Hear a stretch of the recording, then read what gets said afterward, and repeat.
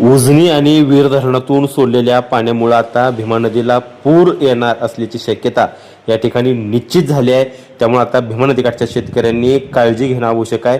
या हंगामातला सर्वात मोठा विसर्ग हा उजनी आणि वीरमधून या ठिकाणी सोडलाय।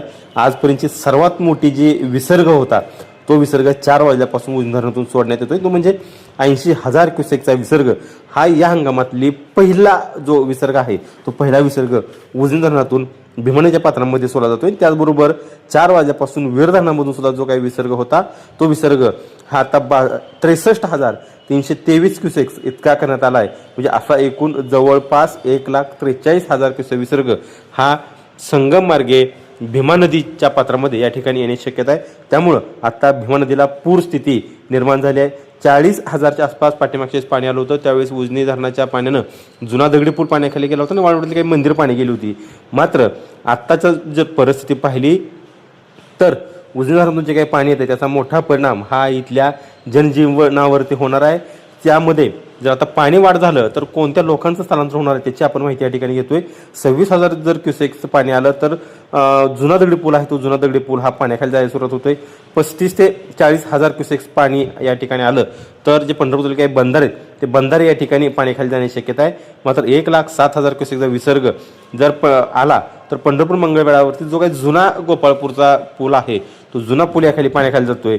1,15,000 क्युसेक विसर्ग आल्यानंतर व्यास नारायण झोपडपट्टी नागरिकांचं स्थलांतर करण्याची वेळ येते आणि 1,30,000 क्युसेकचं पाणी झालं तर संतपेठ झोपडपट्टी भागातील नागरिकांचं स्थलांतर या ठिकाणी करावं लागणार आहे। त्यामुळे आता हा जर विसर्ग पाहिला तर इथल्या लोकांचं स्थलांतर करणं गरजेचं आहे।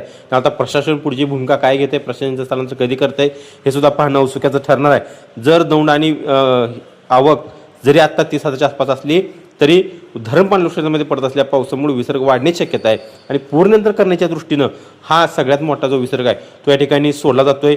जर त्याच्यामध्ये वाढ करण्यात नाही आली, कमी केला आणि वीरचा विसर्ग जर कमी केला तर त्याचे अपडेट आम्ही तुम्हाला आपल्या या परिवर्तन न्यूजच्या माध्यमातून पोहोचवतो। त्यासाठी परिवर्तन न्यूज चॅनल आपलं लाईक करा, शेअर करा आणि सबस्क्राईब करा। आणि सगळ्यात शेवटची जी बातमी म्हणजे की पंढरपूरमध्ये जर आता आपण पाहिलं तर सध्या 4 वाजता आज पंढरपूरमध्ये केवळ 34,341 क्युसेकची पाणी पातळी आहे। ती पाणी पातळी या ठिकाणी होती 443 मीटरला जी पाणी पातळी येईल ती इशारा पातळी या ठिकाणी मानली जाते आणि 445 ज्यावेळेस मीटर पाणी पातळी होईल पंढरपूरमध्ये त्यावेळेस ती धोक्याच्या पातळीच्या बाहेर जाईल असा इशारा या ठिकाणी देण्यात येतोय। त्यामुळे सध्या पंढरपूरमध्ये 439 मीटर इतकी पाणी पातळी आहे। त्यामुळे सध्या तरी पंढरपूरमध्ये भीमा नदी ही धोक्याच्या बाहेर आहे, विशार पातळीच्या बाहेर आहे।